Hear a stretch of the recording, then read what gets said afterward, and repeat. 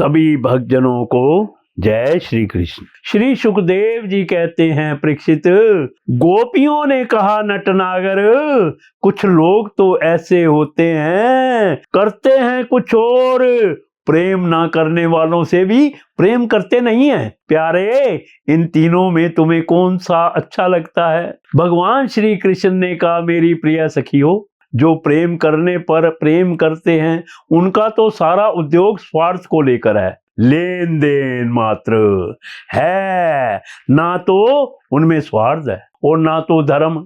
उनका प्रेम केवल स्वार्थ के लिए ही है, इसके अतिरिक्त उनका और कोई प्रयोजन नहीं है। सुंदरियों, जो लोग प्रेम ना करने वाले से भी प्रेम करते हैं, जैसे स्वभाव से ही करुणाशील सज्जन और माता पिता, उनका हृदय सौहार्द से हितैषिता से भरा रहता है, और सच पूछो तो उनके व्यवहार में निश्चल सत्य एवं पूर्ण धर्म भी है। कुछ लोग ऐसे होते हैं जो प्रेम करने वालों से भी प्रेम नहीं करते, ना प्रेम करने वालों का तो उनके सामने कोई प्रश्न ही नहीं है। ऐसे लोग चार प्रकार के होते हैं। एक तो वे जो अपने स्वरूप में ही मस्त रहते हैं, जिनकी दृष्टि में कभी द्वैत भासता ही नहीं। दूसरे वे जिन्हें द्वैत तो भासता है, परंतु जो कृत्य हो चुके हैं, उनका किसी से कोई प्रयोजन ही नहीं है। तीसरे वे हैं जो जानते ही नहीं कि हमसे कौन प्रेम करता है। और चौथे वे हैं जो जानबूझकर अपना हित करने वाले परोपकारी गुरु तुल्य लोगों से भी द्रोह करते हैं, उनको सताना चाहते हैं।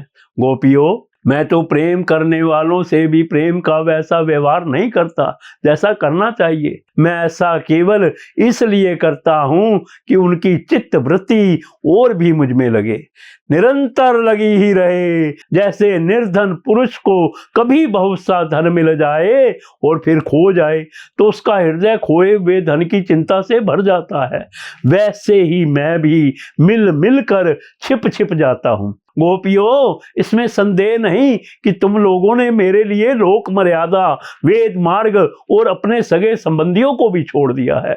ऐसी स्थिति में तुम्हारी मनोवृत्ति और कहीं न जाए, अपने सौंदर्य और सुहाग की चिंता ना करने लगे, मुझ में ही लगी रहे।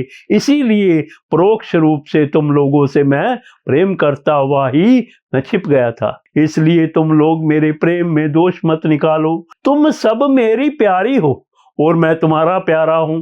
मेरी प्यारी गोपी हो, तुमने मेरे लिए घर गृहस्थी की उन बेड़ियों को तोड़ डाला है जिन्हें बड़े बड़े योगी यति भी नहीं तोड़ पाते।